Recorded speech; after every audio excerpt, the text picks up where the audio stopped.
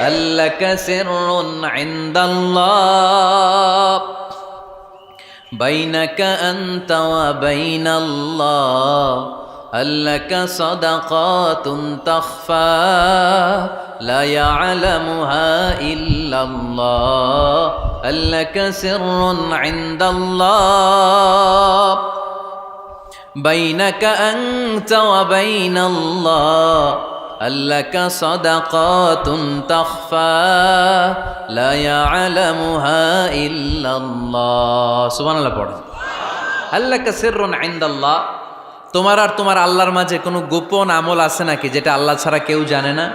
জীবনে আমাদের প্রত্যেকের এমন কিছু গোপন আমল ইবাদত আর দান সদকা করা দরকার যেটা দুনিয়ার কেউ জানে না, জানে আমার রব আর জানি আমি। এরকম দান থাকার দরকার আছে না নাই? তোমার জীবনে এমন কোনো গোপন সাদাকা আছে নাকি যেটা আল্লাহ ছাড়া কেউ দেখেনি? এই গোপন সাদাকাটা আল্লাহ খুব পছন্দ করে। এখানে মাদ্রাসা আজকে আমার ভাই অমুক ভাই দিবেন 2 লক্ষ টাকা, বলেন মারহাবা। এটা উনি আল্লাহর জন্য দিতে পারে, মারহাবার জন্য দিতে পারে, ঠিক কিনা? কিন্তু রাতের আধারে রাস্তার পাশ দিয়ে হেঁটে যাচ্ছেন, মসজিদের দান বাক্সটা লেখা, উপরে সাইনবোর্ডে লেখা মুক্ত হস্তে আল্লাহর ঘরের জন্য দান করুন। কেউ নাই, কাক পক্ষী নাই, রাত বাজে 2টা, হঠাৎ করে পকেট থেকে 1000 টাকার বা 100 টাকার কচকচে নোটটা আপনি দান করে দিলেন। ওই দানটা 1 কোটি টাকার দানের চেয়েও বড় দান। কারণ দুনিয়ার কেউ তখন দেখে নাই, দেখেছে কে? কেউ যেটা দেখে না সেটা দেখে কে? কেউ যেটা জানে না সেটা জানে কে? সবার চোখ ফাঁকি দেয়া গেলেও আমার আল্লাহর চোখ ফাঁকি দেয়া যায়? এজন্য দান করতে হবে একজনের খুশির জন্য, তিনি কে? এজন্য রাব্বুল আলামিন বলেন, মাসালুল্লাযীনা ইউনফিকুনা আমওয়ালাহুম ফি সাবিলিল্লাহি কামাসালি হাব্বা আমবাতাত সাবআ সানাবিলা ফি কুল্লি সুমবুলাতিন মিআতু হাব্বা ওয়াল্লাহু ইউদাঈফু লিমান ইয়াশা ওয়াল্লাহু ওয়াসিউন আলীম। সুবহানাল্লাহ পড়েন। আল্লাহ বললেন, এই যে তোমরা আমার রাস্তায় দান করো, এটার উপমা একটা চারা বীজের মতো। এই চারা বীজ জমিনে গেড়ে দিলে সেখান থেকে 60টা শীষ গজায়, প্রতিটা শীষ থেকে 100টা করে দানা হয়, প্রতিটা শীষে জন্ম নেয় শত শস্য দানা। সুবহানাল্লাহ।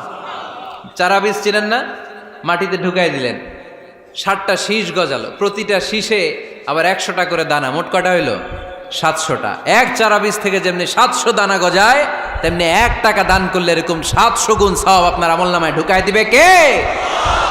যারা দুনিয়ার বুকে প্রকাশ্যে গোপনে দান করত, সচ্ছল আর অসচ্ছল অবস্থায় দান করত, কিয়ামতের দিন যখন তাদেরকে তাদের আমলনামা দেয়া হবে, আমলনামা দেখে বলবে, আল্লাহ এত সওয়াব দুনিয়ার বুকে আমি করি নাই, অন্য কারো আমলনামা তোমার ফেরেশতারা ভুল করে আমারে দিয়েছে। আল্লাহ এত আমলনামা তো আমি করি নাই, এত নেক কাজ কোত্থেকে আসলো? এটা আমার না, তোমার ফেরেশতারা ভুল করে আরেকজনেরটা গছাই দিছে আমারে। আল্লাহ বলবে, না, আমার ফেরেশতারা ভুল করে না। সুবহানাল্লাহ পড়েন। ফেরেশতারা কখনো ভুল করতে পারে না, এটা তোমারই আমলনামা, আমার আমলনামা, আমি তো এত সওয়াব করি নাই। আল্লাহ বললেন, তুমি যে ওই আমার খুশির জন্য দান করেছো, ওই ছোট্ট দানটাকে আমি বড় করে তোমার আমলনামায় ঢুকাই দিচ্ছি। আরো আস্তে কোন সুবহানাল্লাহ। হাদিসে এসেছে, কামা ইউরাব্বি আহাদুকুম ফুলুয়াহ, তোমরা যেমনি ছাগল পালো, বাছুর পালো, আল্লাহ তাআলা তোমাদের দানটাকে এরকম পেলে পুষে বড় করে। আপনারা কিশোরগঞ্জে গরু পালেন কারা দেখি? বাড়ি বাড়ি, আপনার বাড়িতেও আছে। তো এই যে গাভী যখন বাচ্চা দেয়, বাছুর হয়, খুশি লাগে না আপনাদের? মালিক কি করে? এটারে খাওয়ায়, খাইয়ে দাইয়ে পেলে পুষে বড় করে না? কুরবানির হাটে বিক্রির জন্য। আল্লাহ বললে, তুমি যে ওই ছোট্ট দান করেছো, তোমার এই ছোট্ট দানটা আমিও এটারে খাইয়ে দাইয়ে পেলে পুষে বড় করে উহুদ পাহাড়ের সমান করে তোমার আমলনামায় ঢুকিয়ে দিয়েছি। এজন্য আল্লাহ বললেন, আল্লাযীনা ইউনফিকুনা ফিস সাররাই ওয়াদ দাররা, মুত্তাকিদের প্রথম গুণ সচ্ছল আর অসচ্ছল উভয় অবস্থায় আল্লাহর জন্য তারা দান করে। সুবহানাল্লাহ পড়েন। তাহলে মুত্তাকিদের প্রথম গুণ, তারা কি করে? জোরে বলেন, সবাই বলেন, আবার বলেন। আপনাদের কষ্ট হচ্ছে?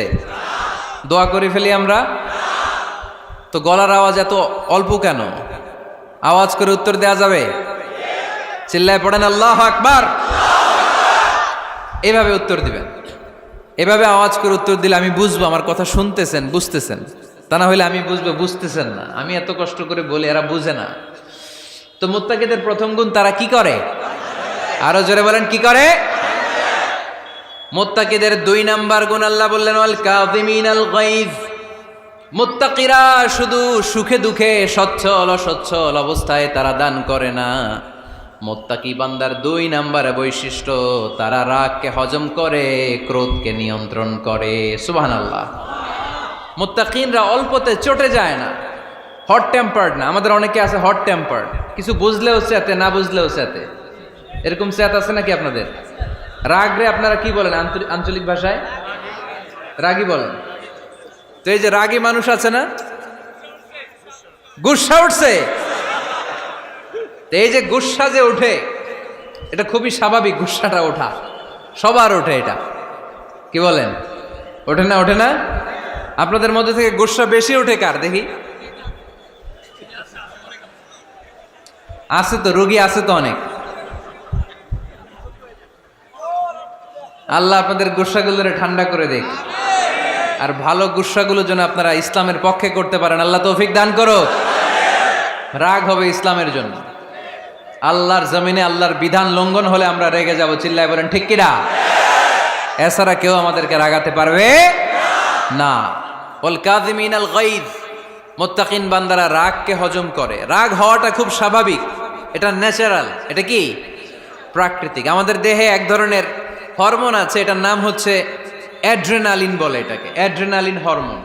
তো এই হরমোনটা যখন নিঃসরিত হয় তখন আমরা রেগে উঠি, এর আগে আমরা রাগি না। This adrenaline hormone triggers up your bodies fight response. এটা নিঃসরিত হলেই বডি তখন ফাইট করতে মন চায়, মনে চায় খায়া ফেলাই, মাইরা ফেলাই, দইরা ফেলাই, অক করে হোতা এলাই। আপনারা বলেন না এগুলো? মাইরা অ্যালবাম, কাইটটা অ্যালবাম, অক করে হোতা অ্যালবাম বলেন আপনারা? এগুলো কখন বলেন? যখন রেগে যান, যখন রেগে যান। কিন্তু